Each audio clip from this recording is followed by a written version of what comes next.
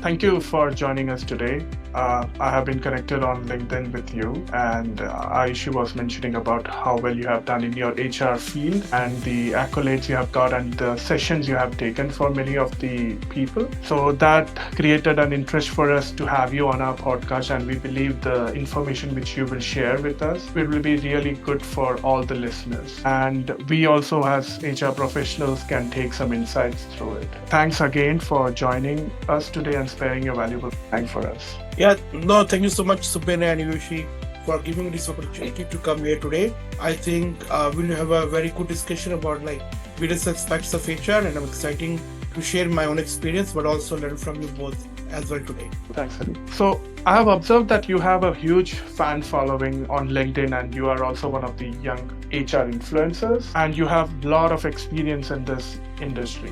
So can you please share about how your journey began and what inspired you to become an HR influencer? Yeah, no, thank you so much for the kind words. I appreciate it. So I'll go back into my background. So I came to Canada some 12 years back as an international student to pursue bachelor's degree in business. I went to Simon Fraser University in Vancouver. And when I was in my second to third year, I had to choose a major. I had 8 different options from accounting to international business, marketing and stuff. But I wanted, during that time, I have developed a lot of experience in volunteering and giving back to the community. But also I was very good at operations as well. I was organizing a lot of events, I was managing budgets and stuff. So I was I need to find something which aligns a lot of my skill set.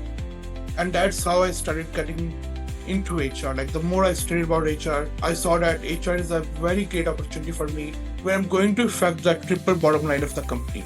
So I'm going to bring the best talent for the company, then I'm going to work on retaining that talent for the company, and also going to support the overall business objectives.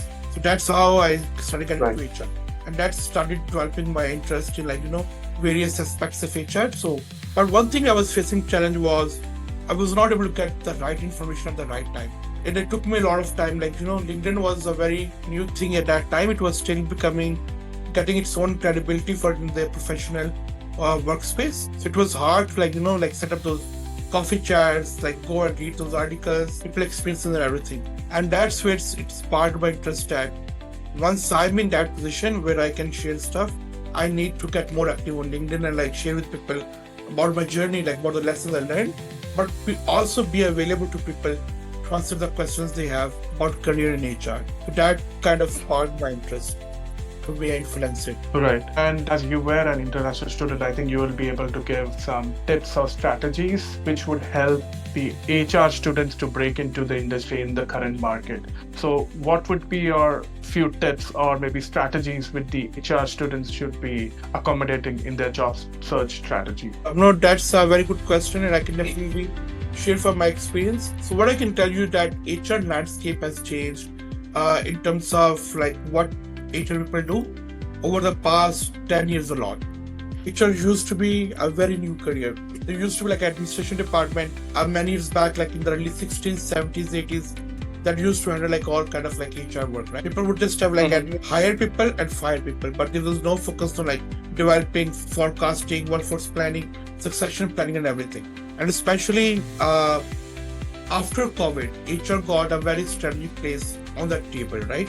So, and now HR is seen as a department who can even help companies fly through crisis. And that has been proved, especially during COVID, when HR was given the task to make everyone work from home, work up with those policies, make sure people are getting the right support, making sure that people are getting the right trainings while they're away from their desks. One advice that I would give all international students is now start thinking out of the box, right? Start getting improvement in their data analysis skills. That is going to be a very big role that is going to play in their career in HR.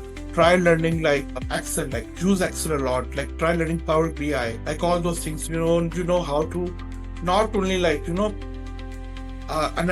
the data, but also present the data, right? That's what is going to bring you credibility. And second thing is even if you don't have specific skill in HR, still apply for jobs in HR. HR is not something you need some technical skills or coding skills to go and do the job, right? It's 70% communication, like how you communicate to people, but how also you understand that communication and deliver those results. And then the more you grow up in your career, then you get the chance to handle like complex cases with employee relations, like succession planning and everything. Everything is learned on the job. There's nothing like you can take theory to like and do HR, right? Like for many other majors. So communication and data analysis are going to be the top two skills that are going to help them a lot in their career, especially in the next 10 years. Right, I agree, because nowadays data-driven decisions are playing a key role in every organization, and HR is partnering in that way. Over to Aayushi. Thank you, Ali, for sharing some of your insights. I truly agree with what Subin and you both said about the data-driven decisions. Company is more now focused towards making decisions based on the numbers and not on just the actual gut feeling or insights from their end.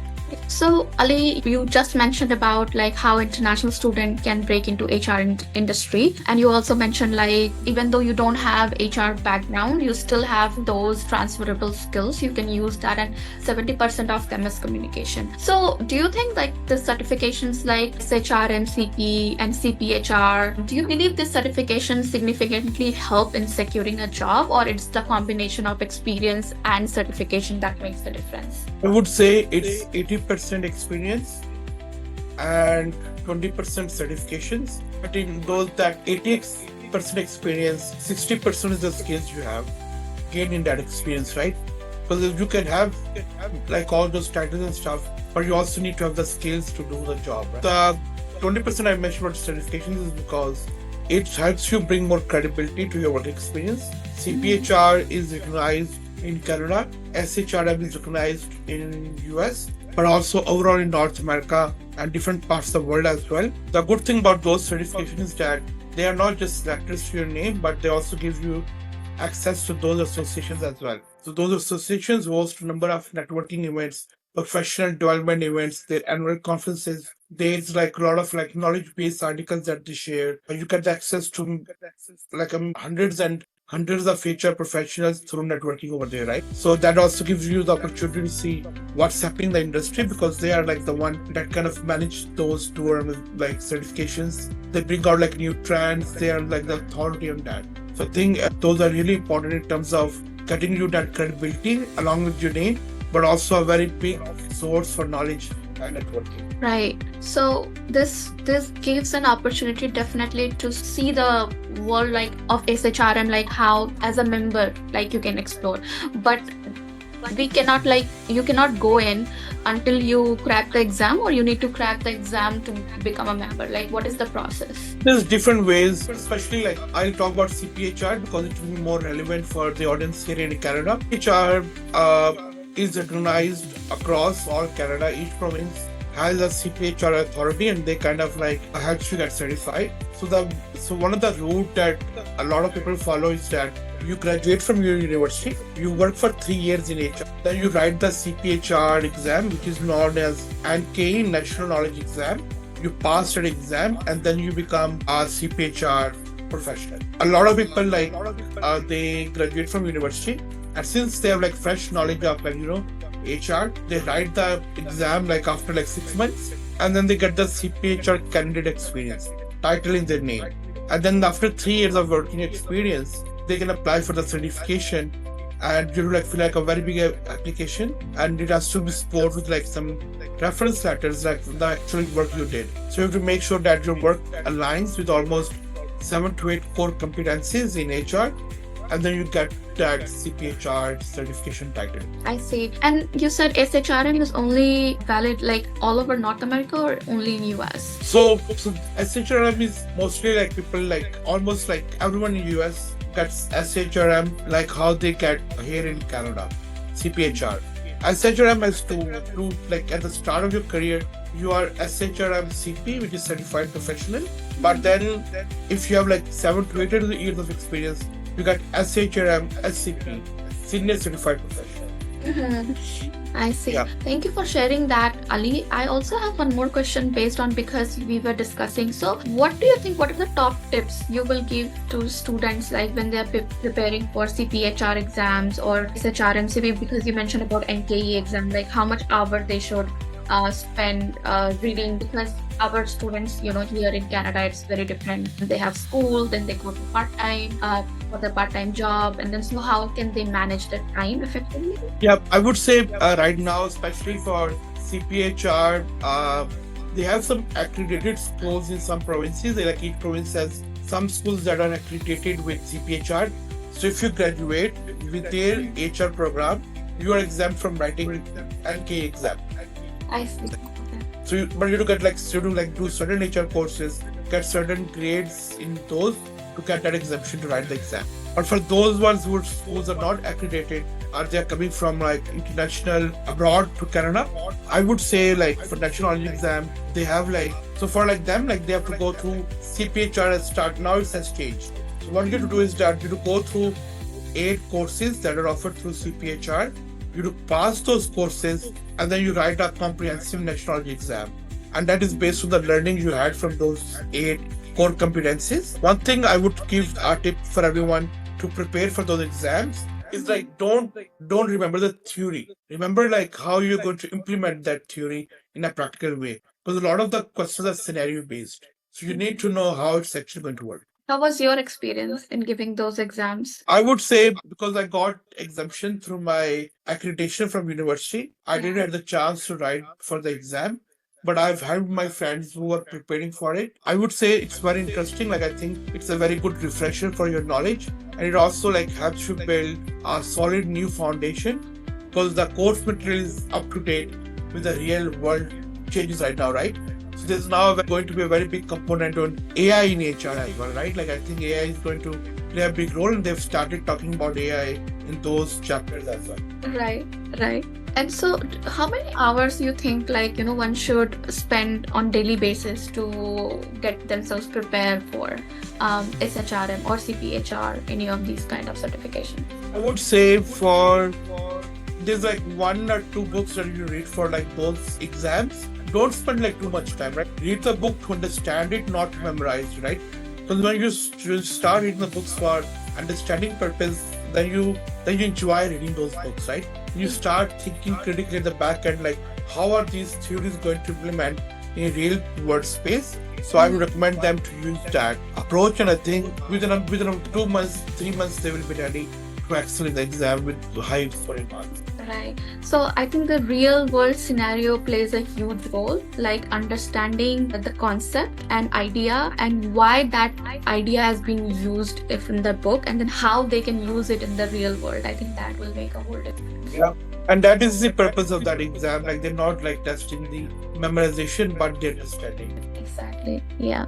Thank you so much, Ali, for sharing that. So there are you already shared about the multiple pathways to earning a CPHR certification. In your opinion, what is the most straightforward route to obtain them? I would say if you are just studying university and you know that you're going to study HR, choose a university that is accredited path through CPHR.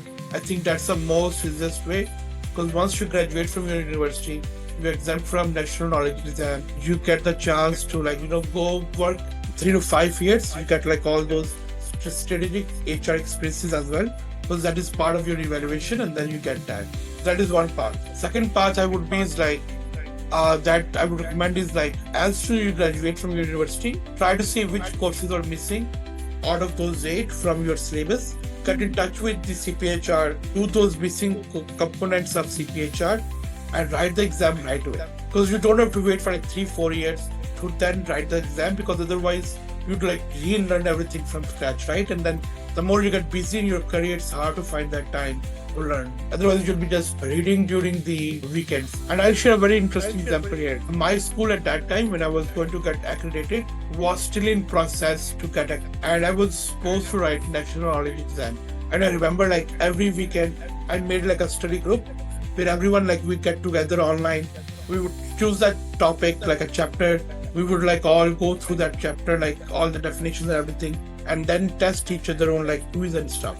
But while I was going to write my exam, a few weeks before my school got the accreditation, I didn't have to write the exam. But that was one way we did, was it was a group learning. Because when you learn as a group, you share good examples and you get motivation to find time to do that. So I've done that for almost 2 months for that. Any other tips you would like to give?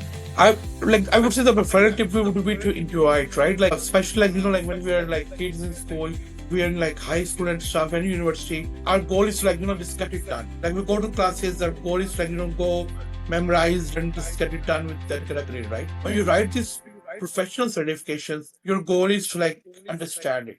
Like how you're going to do that, right? And to be honest, there's a lot of terms. Like although the theory might not be useful for me, but those concepts and those terms and how those things are done, I think that helped me with all that language that you use day to day for me when I'm presenting that programs and analysis for HR. Thank you so much for sharing all of that, Ali. Over to you, Subin. Thanks, Aayushi. I think these were great points because in today's world, more practical knowledge is needed, and I think these kind of designations or maybe the experience through these designations help you to be more prepared by understanding how to apply those concepts, right? So one of the questions is, what's the major difference between SHRM and CPHR, and what do you think would be the best option to take for a budding HR professional? I would say if you're going to be in Canada, it's CPHR. If you're going to be in US, it's SHRM. Depending on if you're in Canada, get CPHR first and then get it certified for SHRM as well. Because a lot of companies US have headquarters here in Canada as well, for the Canadian entities. And some companies are they have operations here in Canada as well. And then you have the knowledge of how things work from both perspectives. And it's a great way as well, right? When you are getting the SHRM certification, you're not just getting that knowledge, you're also getting the access to their network of professionals as well, their conferences, their resources. So I highly recommend that. Get your CPA and then focus on SHRM. Thank you so much, Ali. So right now in this era, we always talk about AI in everything. Even in HR, there are certifications coming up for AI, right? So how do you think, to what extent is the influence right now, and how can a person be ready to adopt these changes in the changing situation? This is a very interesting question, and I've been asked this question a lot. And recently, I was speaking at a conference, and then one of the students asked me this question, was that is AI going to replace HR? And my answer was, it sounded very political, but it is that HR was there, HR is here, and HR is going to stay there, right? HR is going to play a very big role with AI, especially with all the policy making and stuff. But HR is also going to navigate and work with the IT department to see how we can integrate those AI components into HR, right? I think my advice for everyone is to AI is not a threat. Don't take it as a threat that it's going to replace you. Start learning how you can use AI in your daily jobs, and that is going to be the best skill you're going to learn. It's how you model those AI models and use them into day-to-day tasks, and how you get more out of them, right? It's training someone, right? You have a kid, so let's say you're a newborn baby. You train them how to eat. You train them how to walk. You train them how to speak. So pick up a AI system, whether it's ChatGPT, whether it's Gemini, whether it's Grok, whether it's LLM. Choose which one are you comfortable with, and then start training it with, interacting with it to know that how you work, what is your tone of writing, understanding and listening, right? Because it's going to help you a lot and it will go a lot along the way, right? So don't take it as a threat, but as a companion who is going to help you excel in your role. Are there any specific areas which you think it is already helping, maybe in your experience, in some areas, maybe policy making or maybe interviews or maybe job descriptions? Do you think there are some areas which you can specify and how it is helping? Oh, I would say everywhere, right? You come up with a program that you want to launch. You just dump your program into ChatGPT, let's say, right? And you ask it to give your perspective from an employee standpoint of view, how they're going to perceive it. But then give me real life examples of if other companies are using this kind of program, how they're doing it, right? So it's your search engine, but in a very big way. So it's going to give you that all those relevant outputs that are going to be useful to you to launch those programs. So it's everywhere, I would say. And now Yeah. Google Workspace has also been integrated with Gemini. So now you can go to, like, if you're doing anything with Gmail or anything, it will give you an option, polish. So once you click on polish, it will just polish everything for you, and it will create a more structured format of the email. And I agree with you, right? And then it's like, and then once you start interacting more with your tool, it will start to understand your behavior, your patterns, like how you start a post, how you end a post, what kind of tone you want to engage. Do you want it a engaging tone, persuasive tone, like convincing tone, like all those things, right? So it picks up your way of communication. Yeah, I also want to add one thing here to our listeners. So what happens, like, if we go to 90s, like, time during 90s when everyone was doing a typewriter job, right? And then when this system computer got launched, everyone was scared that, oh, their job will be gone. But yes, we moved from typewriter to computer, but we're still typing. It's there. It's the same thing. I think it's just the when anything new comes to the market or anything new gets launched or introduced, people just get a little bit scared. But then as time passes, they just adapt those things and they go, when we say go with the flow. So that's what happens, and that's what my take on it. Yeah, great points, because right now these AIs are also helping in reasoning. So previously they used to promptly answer, but now they have an option of reasoning also. So I think they are thinking and behaving the way we want, and I think it would be also helpful in benchmarking many of these areas which we are looking for. And for example, I have used Grok, and it really extensively looks for data and shares all the sources from where it is getting these data. I think it would be a great input. A buddy. I was talking to someone and I said we should consider AI as a buddy and not a answer machine where you need to talk to that person and just get some info, but you do your own reasonings, you do put your inputs, and then you tweak, because everything won't be right. So we use our human touch also.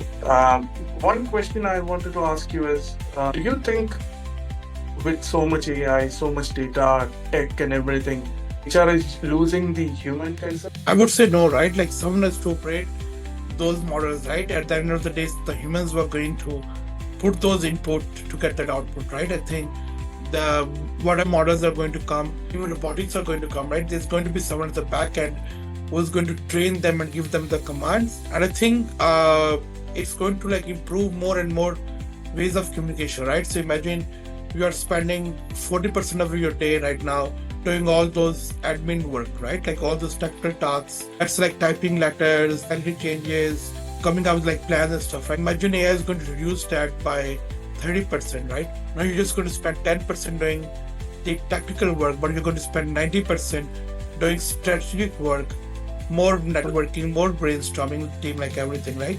So I think the future looks very, very bright, but it all depends on how you use those models in your day-to-day role. And I think companies don't need to hesitate right now, they just need to start doing it right now. So be the early adopters, start making your employees use it, rather than being the late entrants and then getting that product, right? So I always say that if you see a change coming up, be the part of the change. So you drive the change rather than get changed. Yeah. That's a very good thing to say. You drive the change rather than be the change.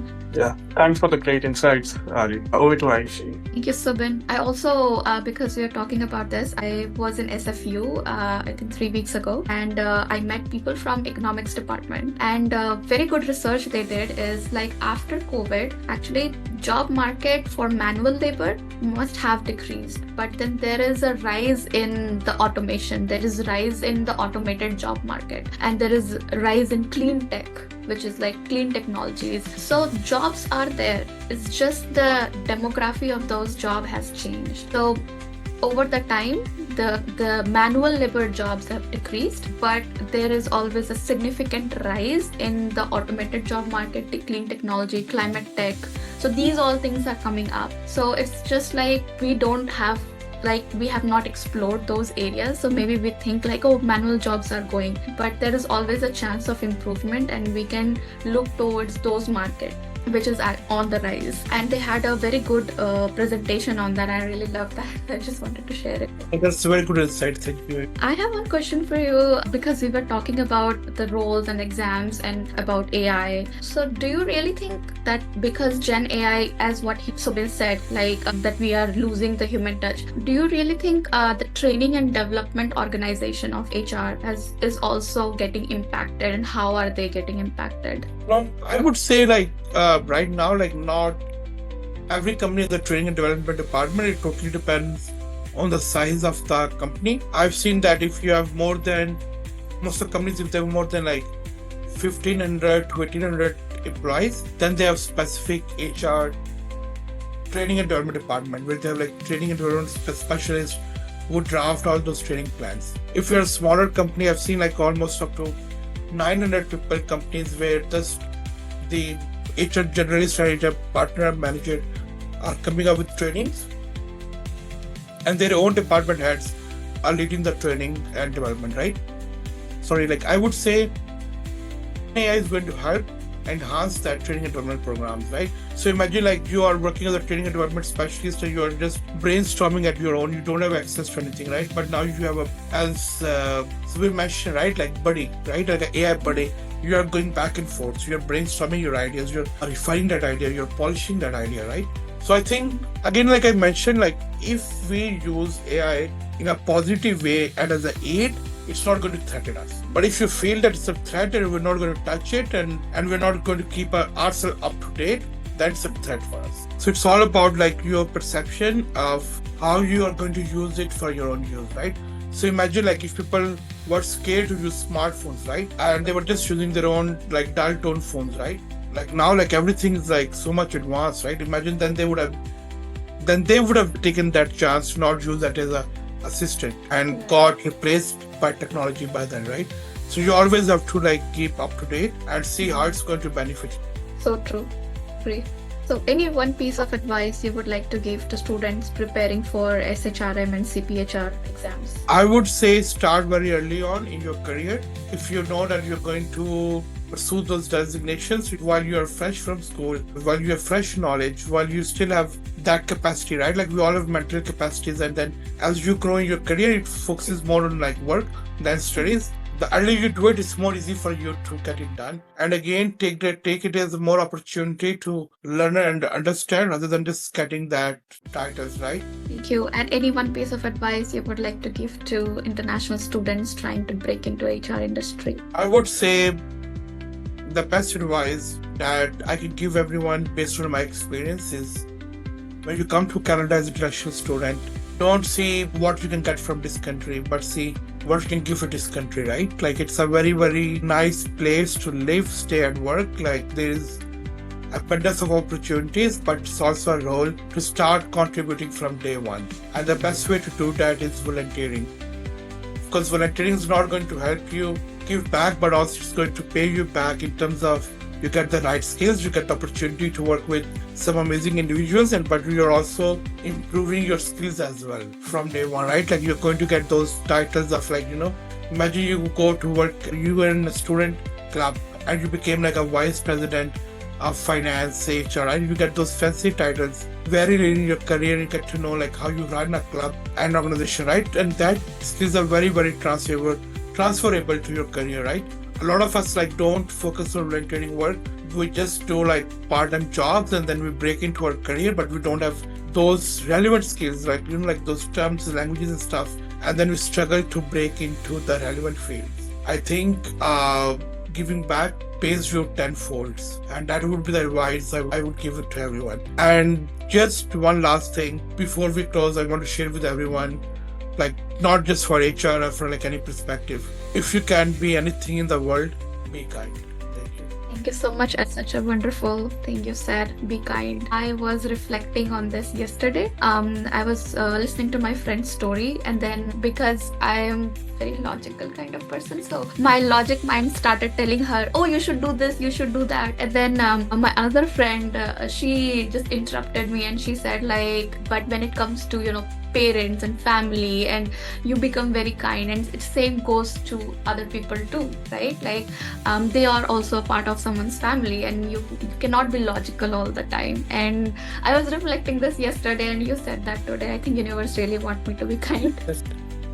Thank you so much, Ali, for sharing your insights and all of the knowledge you bring on table when it comes to HR industry. You have been an incredible person when it comes to speaking on different platforms, and I know our listeners are going to benefit from this. And in case they have any questions or concerns, they can always reach out to you. You have been always available on LinkedIn as well. We will share your LinkedIn IDs on our podcast session when we are posting it, and we will encourage our international students and our community to reach out to you directly in case they have any questions about HR and related to exams and CPHR and resume reviews or anything. I'm very open to responding on LinkedIn. Like, my goal is to get back to everyone, and I'm very happy to answer any questions people have.